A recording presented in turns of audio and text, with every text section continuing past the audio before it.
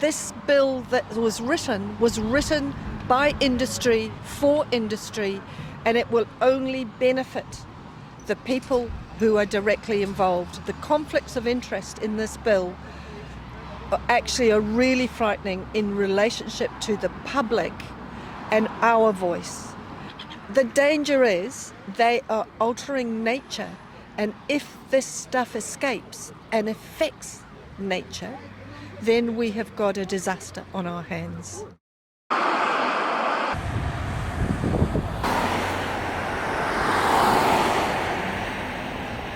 So, do you want to just start with telling me your name and Hi, I'm Claire Bleakley, and I'm president of GE Free New Zealand. Right, okay.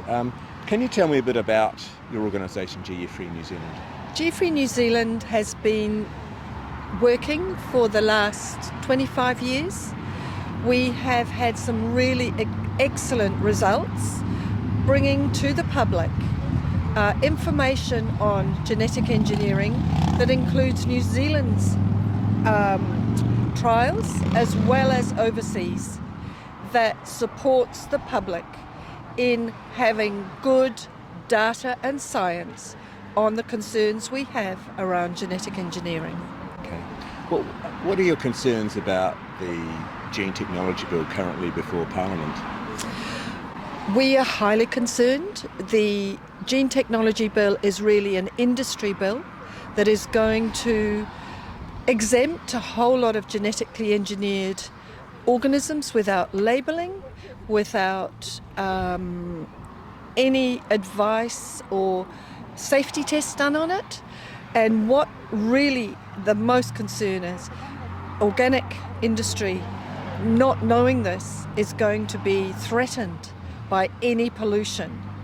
And as you can see by our bill over there, containment will never ever be able to be done with the things like GE ryegrass. And what happens? Ryegrass flowers 6 times a year, and in that flowering is going to cross boundaries, genetic pollution of even our farms that don't want GE. So it's not just organics, it's regenerative, and it's GE-free farmers who rely the export market not to have any contamination. And we won't be able to control that in New Zealand. As you can feel the breeze today, even this slight breeze will pollute neighbours next door. And what about the health implications in terms of getting into food and labelling and that sort of thing? The problem is, in the early days, the genetic engineers like Monsanto used to do field trials, and then they went on to feeding trials specifically in animals. The results of those animal feeding trials were so dismal, they caused tumours to be produced, immune system defects and deaths in these animals. And from basically 2007, no more feeding tests were done. And of concern, our Food Safety Authority, called FSANZ, Food Standards Australia New Zealand, had a genetically modified Advantame, which is a mixture of MSG and aspartame. And it was 1,000 times sweeter than those two things put together. And they tested it on rabbits. The rabbits got kidney failure, but their urine went orange, or pink. And the FSANZ turned around and said, oh, well, rabbits aren't the best trial animals to test this on. So what they started to do was dismiss these very well-run trials and basically say animals aren't worth trialling on. So we are human guinea pigs. This is fake food, and we have to be aware that the trials of gene-edited foods have never, ever been tested on an animal or for human safety.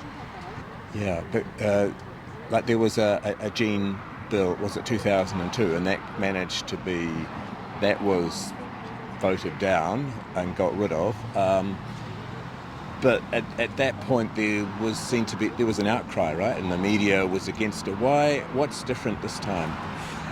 I think in the last generation, 10 years, what they've done is they've been able to educate our children or our youth into the positives of genetic engineering. Well, look, I'm really proud to be here with the Prime Minister and announcing that we're reforming our gene tech laws for the benefit of New Zealanders. So we're ending a nearly 30-year restriction on gene technology outside the lab in a very carefully considered and tightly controlled move, which will bring enormous health, productivity and climate benefits to New Zealanders. This change will bring enormous opportunities and benefits for New Zealand in climate change, in health, and in our exports and productivity. The other thing too is if you hear certain scientists, they will actually say transgenics, which was that early stage of GE, the transgenics, which is where you insert a foreign gene into the DNA of an organism, they say that's a dismal failure. It's caused weed resistant, pest resistance, overuse of pesticides, and of course GE was going to reduce our pesticides.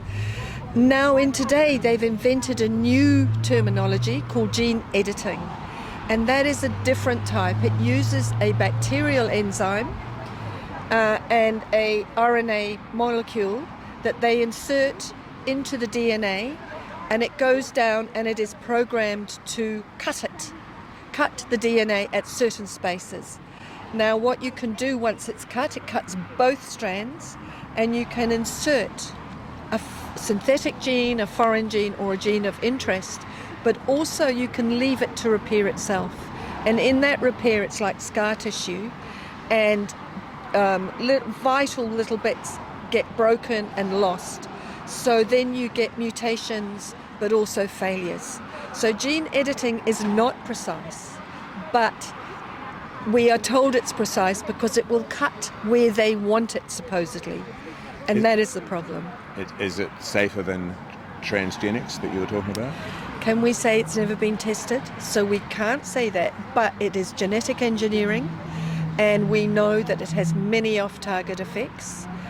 The danger is they are altering nature, and if this stuff escapes and affects nature, then we have got a disaster on our hands. So you submitted to the select committee. How did that go? G3 New Zealand did go to the select committee.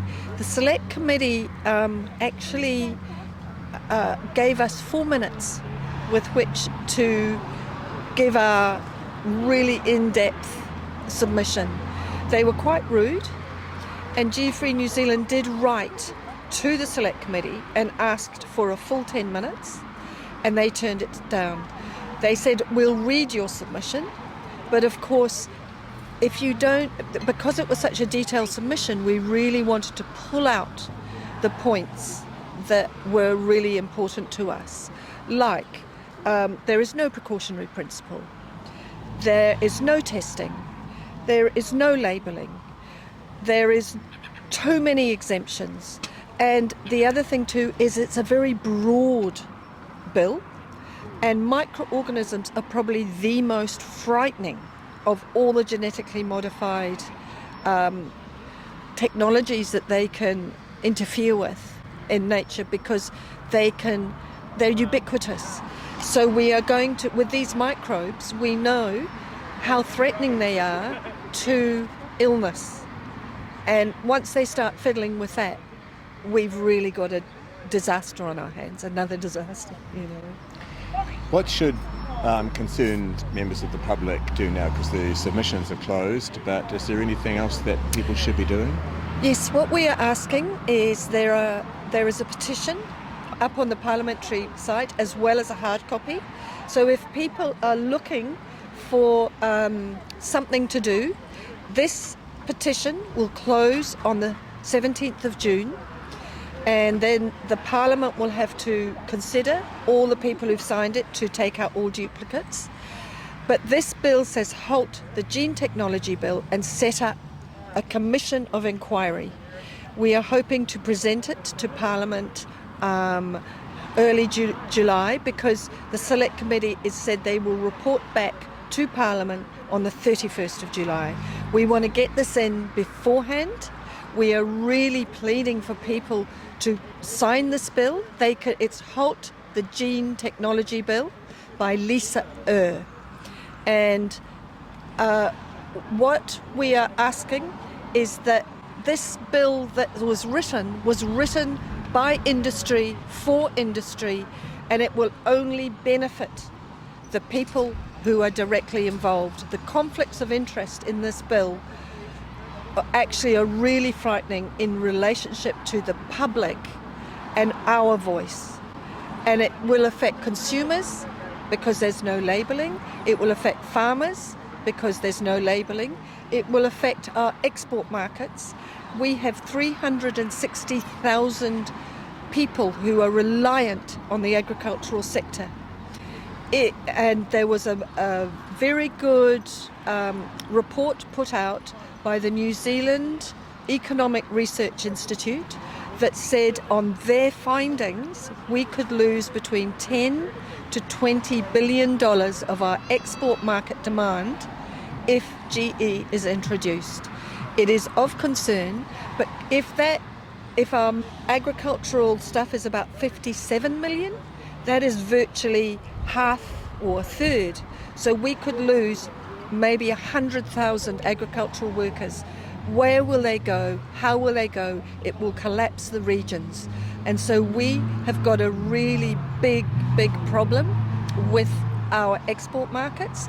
But on top of that, we are also asking that anybody goes to their members of parliament, specifically people like New Zealand First, the Green Party to help with their support, the Labour Party and Māori Party, they're in support, but ACT and National need to know our concerns, and we are asking for people to ask for this bill to be withdrawn and rewritten, or specifically to be the amendments they want to put in the existing legislation we have, which is the hazardous substances and new organisms, which is a comprehensive bill which basically said there is no deregulation, there is no exemption. We will overlook it, we will put it out to the public for public participation in whether we should release it. And so we are highly concerned with this bill because it actually allows full release with no regulation. Cool. Thanks very much, Claire.